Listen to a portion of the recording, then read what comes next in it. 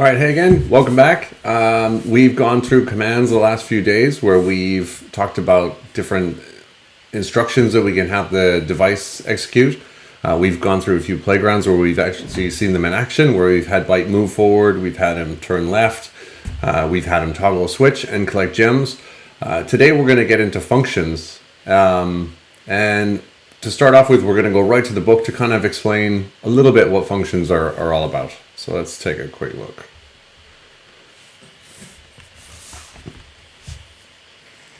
All right, so this again is the Everyone Can Code Puzzles book. This is chapter 2 called Functions. And basically the way and we'll see in a second when we get back to the Swift Playgrounds, functions are a way of grouping a series of commands to do a typical task. In this example, brush teeth. If I tell you to brush your teeth, hopefully you know what I'm talking about and the steps that you need to get your teeth actually brushed. We'll see the same thing with tying our shoes. We have a fun exercise we do in class where one of the students acts as a robot, and we have to tell that robot how to build a peanut butter and jelly sandwich. And with computers and with programming, we have to be very explicit about what it is we want the computer to do. So we can't just say, put some peanut butter on the bread and put the two slices together and you have a peanut butter sandwich. It's a little bit more involved with that. You have to think through all the different steps. And we did walk through some of the playgrounds yesterday where we really considered what it is we were doing and where we wanted Byte to go. Functions are kind of the same. We need to think about, well, what are all the pieces of brushing your teeth? As you can see over here, they've kind of broken it down. Well, we get our toothbrush out, we run it under the water, we put some toothpaste on the toothbrush, we open our mouth, we brush our teeth, rinse with a little cup of water, and then spit out into the sink. And that's the function brush your teeth. So there's a lot more involved to it than just saying, oh, brush your teeth. You know what I'm talking about. We can't say that to an iPad. There's another fun activity that you might want to try at home. You can, I know my daughter particularly loves doing this, but making origami shapes, you can come up with some functions there. In this case, we define a function called make crease, where we fold the corner of paper to the center, we unfold the paper, and then we flip the paper and fold along the line again. That's how we'd make a crease. Since that's a pretty common activity in origami, that would make sense to make that a function so that we can kind of call that over and over again without having to type out these three steps every single time. Like I mentioned during yesterday's stream, programmers are kind of lazy. If we can find a way to take a series of commands and put them off to the side and say, I only want to call them with one line, we'll try to do that wherever we can. And that's where functions come in handy. All right, so what we'll do is we're going to jump over into the Swift Playgrounds now. So we're going to exit out of books and we're going to open up Playgrounds. And it leaves us where we left off. If you're just joining us today for the first time, you can either catch up with older videos or we can just kind of go on through what we've got today. So I'm opening up the Learn to Code 1 playground. And if you don't have it, it'll be in the More Playground section. It's the very first playground right here. So we're going to open that up.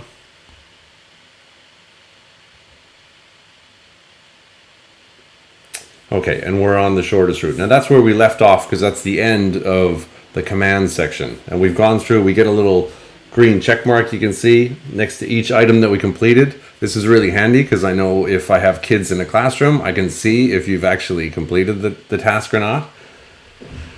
If you want to send me screenshots of your completed Learn to Code 1 table of contents, I'd love to see them. Just go to the codehub.ie and drop us a line through the contact form there. As you can see, we've got a lot of material to get through, so there's a lot of green checks that we need to fill in. All right, so we've gone through commands. We're going to jump into functions. Just like with the command section, it starts off with an introduction. So we'll tap on that. And we're going to get a little explanation about what functions are.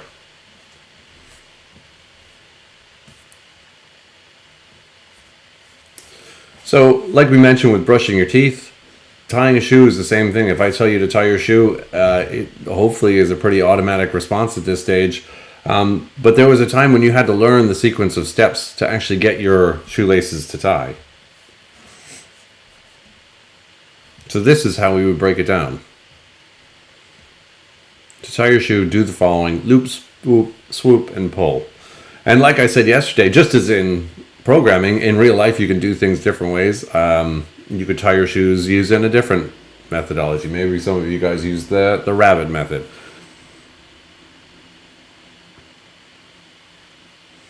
So you can see this is, we talked about it a little bit yesterday, the syntax for a function. So the syntax is basically just the way that we tell the computer, hey, this is a particular piece of code and it's going to do a particular thing. And by following a certain syntax like this, using this func called a keyword, it tells the computer, hey, this is actually a function. I'm going to remember this for later. And the name of the function follows this func keyword, and it's tie my shoe. And again, as we saw yesterday with some of our commands, we have a very explicit name for this function. So we know exactly what it's going to do. If I call this function, it's going to tie my shoe. We've spelled it out kind of like an English language sentence with the spaces replaced and the first letter of each word capitalized.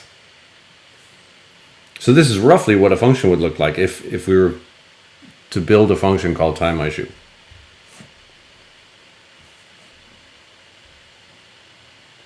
You'll notice the other thing that they called out, you have these parentheses at the end of our function. We're going to go into some scenarios where that's a little bit different further down the line, but for now, the combination of this func keyword and these parentheses let the iPad know that this is a function that I need to remember for later, and it'll allow us to call it as well. To group the commands that we want to have run in a particular function, we put them in between these curly braces here, an opening and a closing one. And I'll show you where those are in the keyboard when we jump into the first playground. So now that we've defined our function, because that's the first part, we've given it a bit of thought and figured out, okay, well, how exactly do we break down the act of tying your shoe?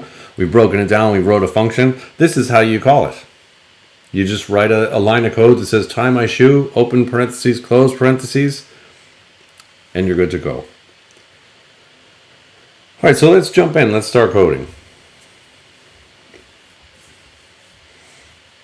All right, so far we've used the commands move forward, turn left, toggle switch, and collect gem.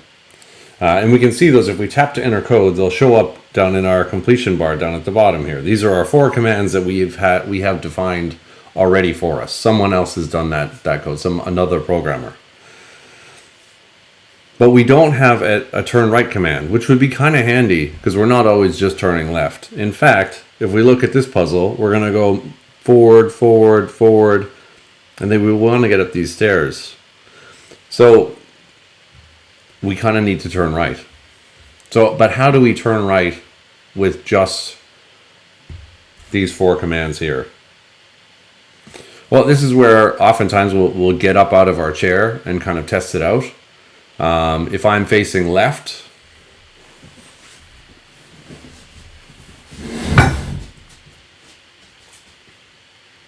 if I'm facing forward now and I turn left, I'll be facing this way.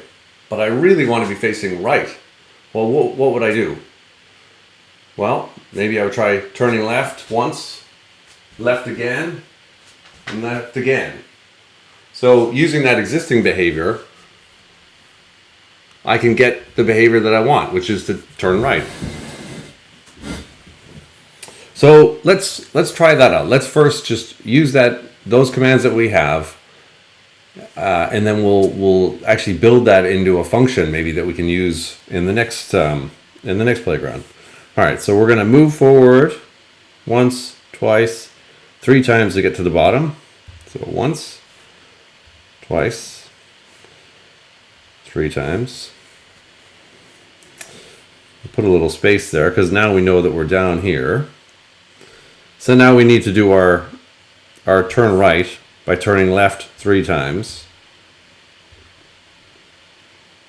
Now you'll notice when I tap on the completion bar down at the bottom here, it fills in the code for me. Turn left with open parentheses. But it takes a little while. It blinks out of existence for a little while, and then it comes back. So you can't, unfortunately, just quick tap collect gem a million times and have it fill in that many times.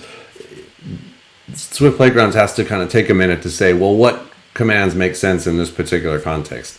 So you just have to be a little bit patient. So I've done my 3 turn lefts. Now I'm here and I'm facing that way. So I need to go 1, 2, 3, move forward. So move forward. I wait for it to blink back. Move forward, move forward. And then the very last thing is I should be right here underneath the gem. I'll collect the gem. And let's run my code.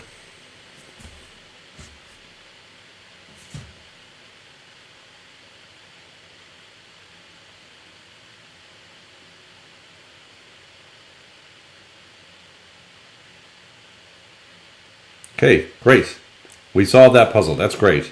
Now the next thing we want to do, and there's a little call out here. You can see we have some blue text in our congratulations message.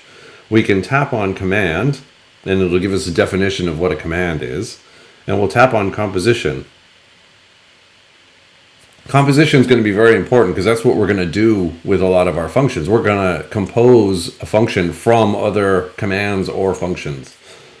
This is very helpful, these little pop-ups, because in computer programming there's a lot of new terminology to you potentially, and it kind of helps to have these resources at hand to say, well, wait a minute, I'm not entirely sure what this language is, and because you have to be so precise in the way you use language when you're telling a computer to do something with your software program, you have to be precise in your language. All right, so we'll go to the next page. And now we're going to create a new function. So again, up here we have our goal. So if you're doing this along at home, you have a goal and you have your basically instructions for this particular playground. So here we've kind of figured out, all right, so we're going to enter 3 turn left commands because that's how we figured out that that's how we're going to affect our turn right command. So I'm going to tap in here to add commands to our function. Now you'll see down at the bottom in the autocomplete bar, turn right is now popping up as an auto-completion possibility. What do you think is going to happen if I use that function in here? Let's try it out. Maybe that's the quickest way. Let's see if that's the quickest way for us to be able to turn right. Let's hit run my code.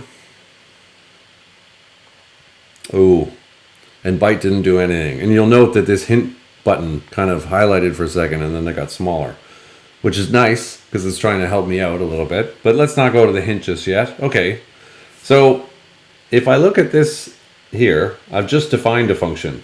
This is only telling the Swift Playground, hey, remember this for later. This is code that I want to be able to call this turn right command from anywhere now. So just remember this for later. But I haven't actually run any code yet. If we look at the step through my code, you'll remember that we had little carrots show up on this side that would show us what code was being executed. So if we do step through my code, we'll see that nothing happens. Well, the way Swift Playgrounds works is if it sees this func keyword, it'll say, okay, cool, I've got to remember this function and this block of commands for later. The code that I'm going to run starts here. So let's try calling our turn right function from here and see if that works. So we'll step through our code. See, oh, there's the carrot. It jumps up to turn right, turn right. Oh dear, this isn't good. All right, so this is a bit of a problem, and this is what's called an infinite loop. So what's happening is I'm calling turn right down here. So Swift Playgrounds jumps up here and says, oh yeah, I remember you told me to remember that. It's up here. I'm going to jump in here and go to turn right. Okay, where's the command for that? Oh yeah, you told me to remember it up here, turn right. And then I'm going to run this code here. And it'll forever keep running this because every time you call turn right, it'll call turn right again. So that's a bit of a bug in our program. So let's tap on that once and delete it. So up here it says enter 3 turn left commands. So let's try to just listen to the directions. We'll enter our 3 turn left commands. Again, you can leave as much space in here as you want. What'll happen is these 3 will get run, and then there's nothing on any of these lines, so Swift will just ignore those particular lines. Personally, I like to keep things relatively neat, so we'll get rid of those spaces. All right, so let's try this now. Let's see how our turn right function works. It's not going to solve this puzzle, but that's okay. We just want to try out our code. So let's try stepping through our code. So we're going to start out here, jump up here, turn left, turn left, turn left, and then we're done. And then you'll see that it comes back down here. So whatever follows turn right will now get executed. So let's try solving the puzzle now. So we start out facing this way. We want to toggle all the switches. Now there's really only one switch. These 2 are already on, and this one is off. We want to toggle that one on. So what we want to do is we want to go forward. Maybe we'll turn right to go down these steps here. Turn right, and then go down. All right, so let's get us there anyway. So let's do this. We're gonna move forward. We'll delete that just to start clean. We'll move forward. We'll turn right. We'll move forward. We'll turn right again. And then we'll move forward. At this stage, we're on this toggle, which remember, we don't have to toggle because that one's already on. So then we'll move forward past that.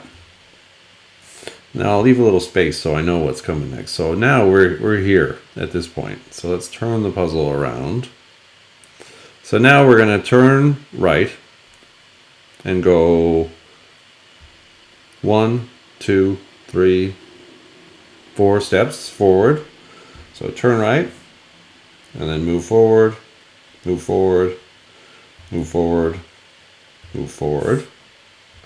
Now we're at the end of this particular ridge, and then we're going to turn right again. We're going to move forward to go down the steps, and at this stage we're on the switch, so let's toggle the switch then. Now, like yesterday again, we could solve this any number of ways. You could go down the steps this way, go into this portal, pop out there, and then step on the toggle. This is just one way of doing it. So let's run this code. And what we'll do is we'll run it at normal speed. All right, so off he goes. Okay, we wrote our first function. Now that all went a little bit fast, so maybe let's try running that again. Let's close that down. And say step through my code, just so we can see it all.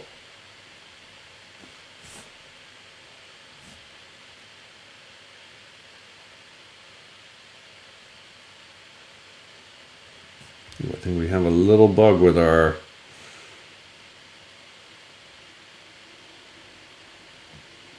Swift Playground today.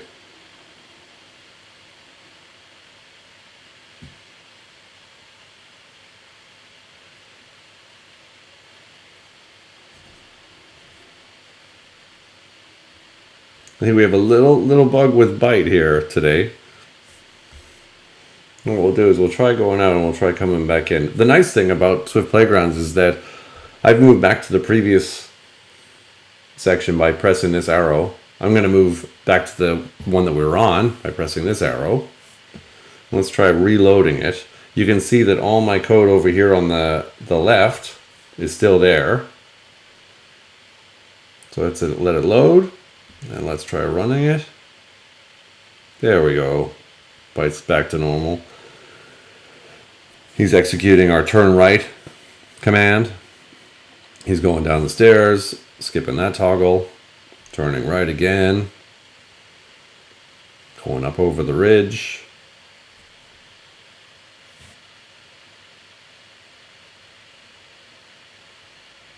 And he's toggling the switch. Perfect. Okay, and again, we have some more definitions here. I've mentioned executing the function or executing commands. This is the same thing. You could say call is another way of saying that. Maybe a little bit less ominous. All right, so we just created our first function called turn right. So let's go on to the next page. So now what we're going to do is we're going to fully define our own function, right? We're going to give it a name. So we want to be as descriptive as possible. We are going to give it the commands that we want to run over and over again. And then we're going to try to run it. So let's have a look. So we've got this puzzle here where we want to collect, toggle, and repeat, right? Because we can see right here from the title, this is our kind of goal. So we want to define our function for a repeating pattern. So what's the repeating pattern? Well, let's see. So I'm going to start out, I'm going to move forward, collect the gem, move forward, toggle the switch, move forward, turn left. And then over here, I'm going to move forward, collect the gem, move forward, toggle the switch, move forward. And then can I turn left again? Maybe not. So maybe what we want to do is we want to break this into groups of, say, 3. So we want to do the move forward to get onto the gem, move forward to toggle the switch, and then toggle the switch, and then move forward one last time. Maybe that'll be our function. So what do we call that? Well, they have kind of a hint up there, collect, toggle, and repeat. Maybe we'll call it move, collect, toggle, right? Because that's a fairly descriptive function name, right? So let's add commands for that. And we kind of spelled it out. We said, all right, cool. We're going to have move forward, collect gem, move forward again, and toggle the switch. And then move forward one last time. We won't do our turn left in this particular function. Now, we went through this yesterday, but you can see that I've got a little red dot here because I've done something that's not going to work, that Swift isn't going to accept. So if I tap on the red dot over here, it tells me, oops, I have an error. Check your code around this line to try and fix it. So this error, especially when you're starting out, is a bit cruel. Found an unexpected second identifier in function declaration. Is there an accidental break? What on earth is that?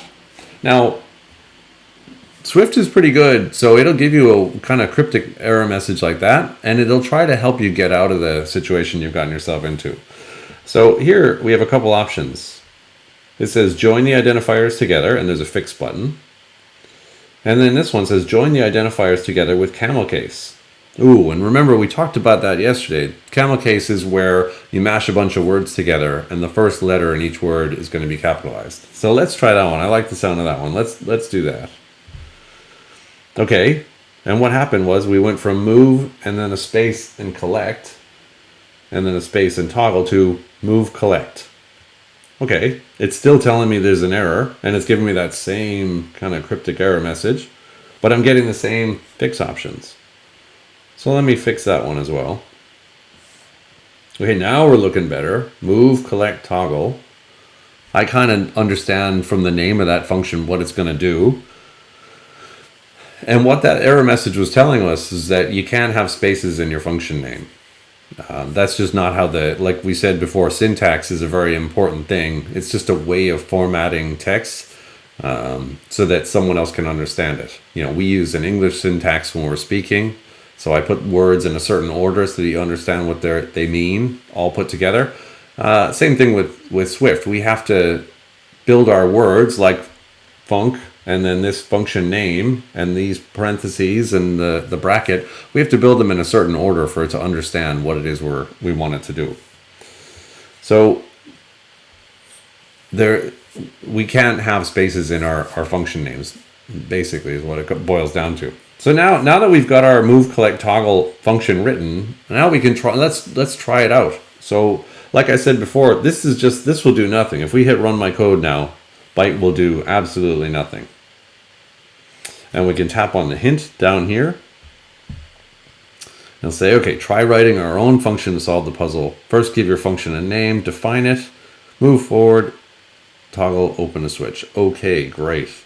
Well, we've already done that part. If we swipe over, you can see down at the bottom, not so well in dark mode, but there are 3 dots at the bottom. So we can actually swipe this box over to see more hints.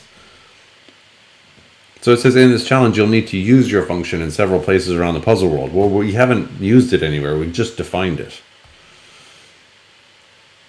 So this puzzle, this challenge, has no provided solution. So we could spend ages on this and try loads of different combinations. But let's try out what we have so far. So let's see. So we can call our function, I think, right off the bat. So let's call move toggle collect. So at the end of that, we're going to move forward, collect gem, move forward, toggle switch, and then move forward. So now we need to turn left. And then the really nice thing about having this function predefined is now we can say, instead of moving byte forward and toggling the switch and collecting the gem ourselves, we can say, hey, move, collect, toggle again. That'll wind us up here. So we'll move forward one more time and turn left. Now that we've turned left, we're here, facing this way. So we can call our function again. And that drops us down here. So we can turn left again and call our function again. Now let's try running that.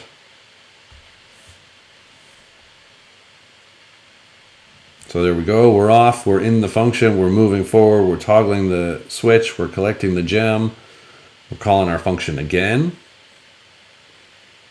It goes byte toggling the switch. Down the stairs. Now we've turned left, we're calling the function again.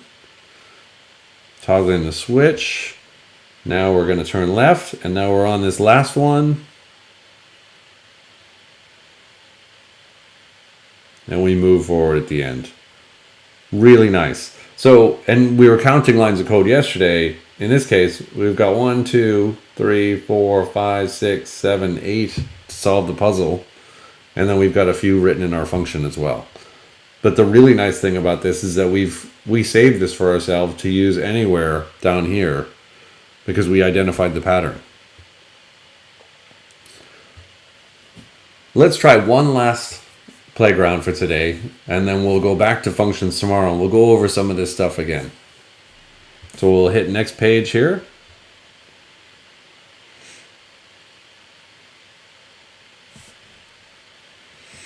So the really nice thing about this particular playground is you actually have a lot of practice. So across the board, there's nesting patterns that we'll do tomorrow.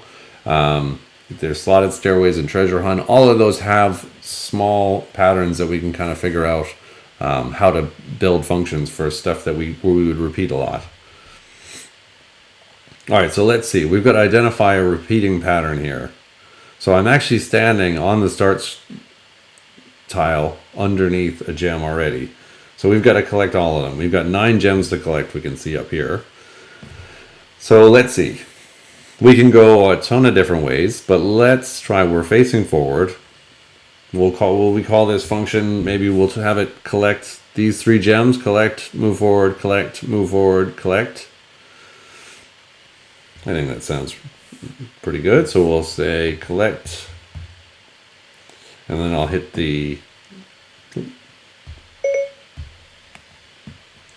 won't hit that, I'll hit this thing over here. I'll hit the shift key here, and I'll start typing in 3 gems. Now we just saw that you're not allowed spaces in your function name, so I can't say collect space 3 space gems, but what we are allowed is we could say,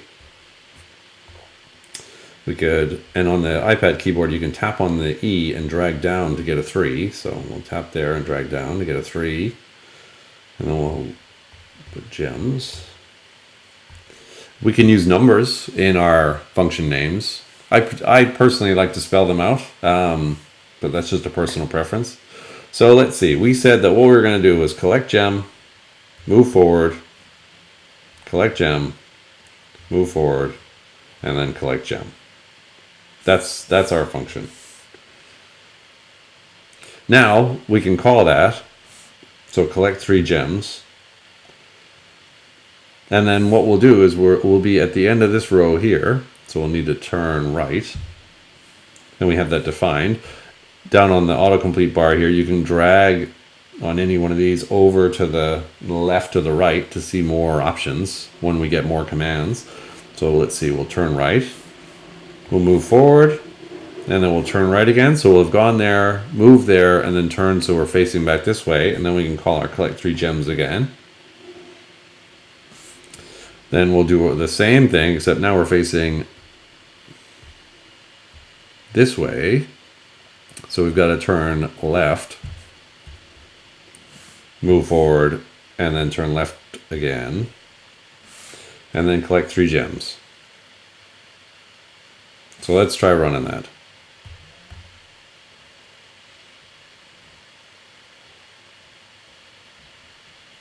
Oh. A little crash with our playground, that's no big deal. One thing you do want to watch out for when you're in your autocomplete bar and you're coding that way is when you are in the function, you'll want to be careful for this one. So, like we had before where we had our infinite loop, you'll see the same function that you're actually working in appear down here. So it's very easy to tap collect 3 gems when you meant to collect gem.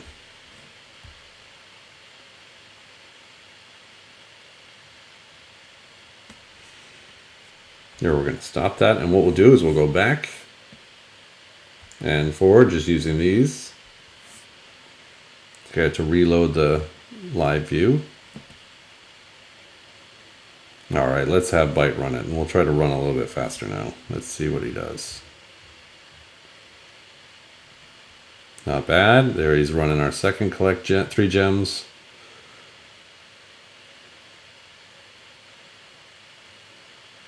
Perfect. All right, so that's where we're going to leave it for today with functions. We'll post this video a little bit later so you can kind of go through it again. This is a lot of material. There's always a lot of mistakes that I've tried to show you a few of them during this session, but you'll for sure hit new ones. If you have any questions, feel free to go to thecodehub.ie, drop us a line, and if we need to go over things, we'll go over things. If you want to ask about other things to code, feel free to drop us a note and we'll see what we can do. All right, until tomorrow, we'll see ya.